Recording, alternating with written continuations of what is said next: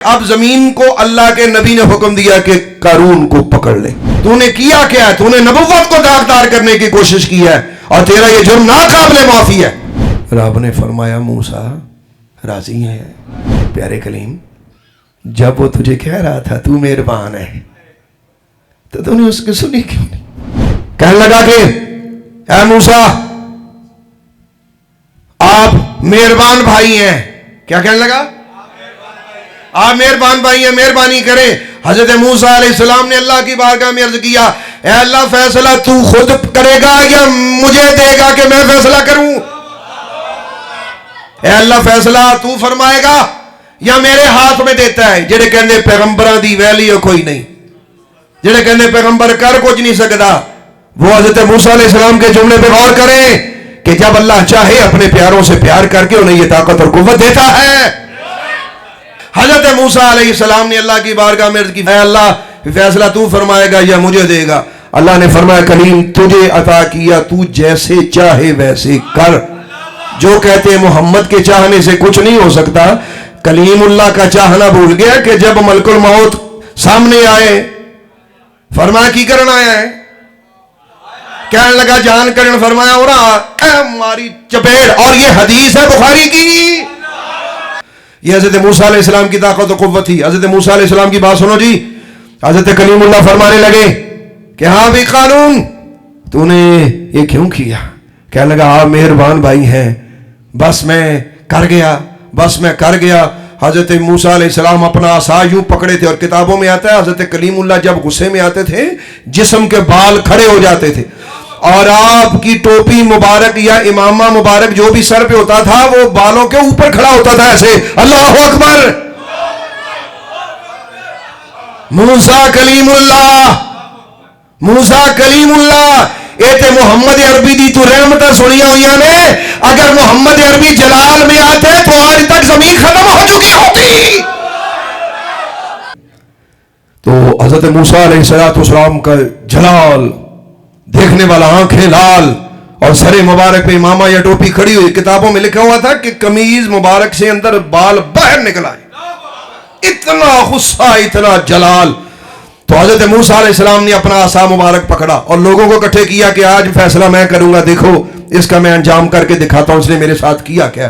حضرت موسیٰ علیہ السلام اسے ساتھ لے گئے اور اس کے حواری بھی اکٹھے ہو گئے. کہنے لگا حضرت موسیٰ کو، کہنے لگے کہ جناب چھڑ دو انہاں نو. آپ نے فرمایا آج تمہارا بھی انجام ہوگا، کٹھے ہو جاؤ سارے. سب کو اکٹھے کیا اور قارون کے گھر کے سامنے کھڑے ہو گئے.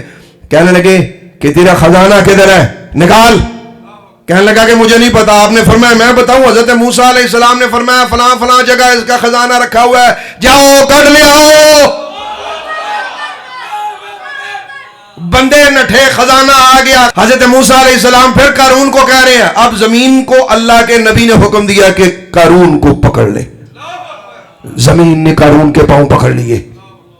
جب پاؤں پکڑے تو وہ ہلنے کی کوشش کرنے لگا. حضرت موسیٰ علیہ السلام نے فرمایا تو نے ایسا کیوں کیا؟ کہنے لگا بس غلطی ہو گئی. حضرت موسیٰ علیہ السلام نے فرمایا اے زمین سے گھٹنے تک پکڑ لے. پھر وہ کہنے لگا مہربان بھائی. حضرت موسیٰ علیہ السلام جلال میں فرمایا اللہ نے مجھے فیصلہ دیا، میں کر کے دکھاؤں گا.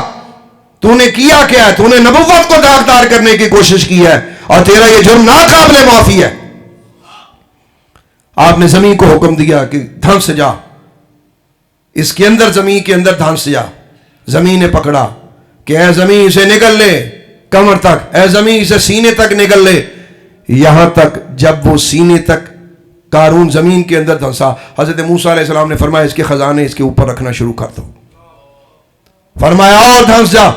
زمین نے اور پکڑا یہاں تک کہ صرف اس کے سر کے بال نظر آنے لگے. غور کیجئے گا حضرت موسیٰ علیہ السلام نے فرمایا اور دھنس جا. جب یہ آرڈر کیا خزانہ سارے کا سارا قارون کے سر کے اوپر.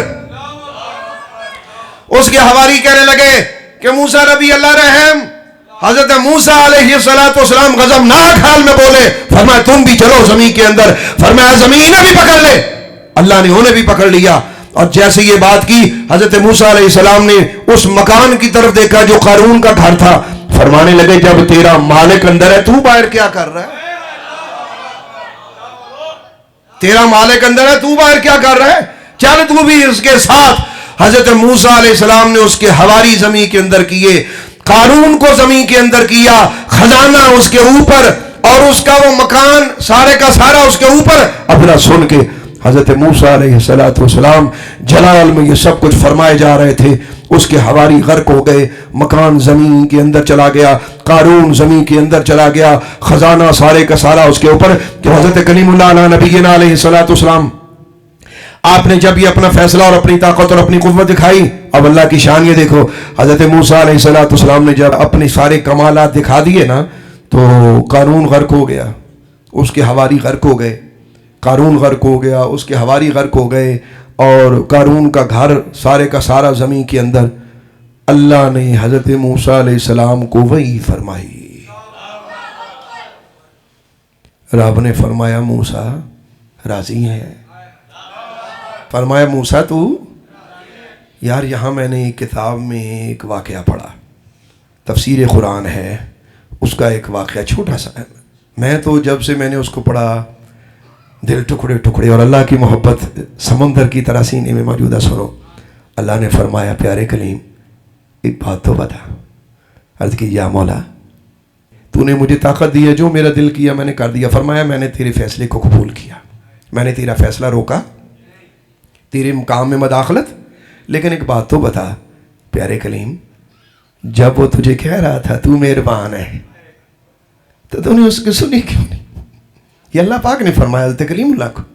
حضرت موسیٰ نے عرض کی یا اللہ مجھے غصہ بہت تھا، اب اللہ کی سنو اور سنو، ہو مولا کو نٹھنا رہے ہو۔ یا ایھا الانسان ما غضک بربک الکریم، ہو بندے تو اپنے مہربان اللہ سے ساری زندگی کہاں بھاگا رہا؟ سن تیرا مولا کیا ہے، سن عرشوں والا مالک، طاقت کے باوجود اس کی محبت سن۔ فرمایا پیارے کلیم اللہ اگر یہ مجھ سے پناہ مانگتا تو مجھے اپنی عزت کی قسم ہے میں اسے پناہ دے دیتا، اگر یہ مجھ سے پناہ مانگتا، یہ مجھ سے زاری کرتا، میں اس کو پناہ دے دیتا۔ چل تو نے اپنا فیصلہ کر دیا، تو میرا پیارا ہے، تیری مرضی ہے، لیکن اگر یہ مجھ سے مانگتا میں اسے پناہ دیتا۔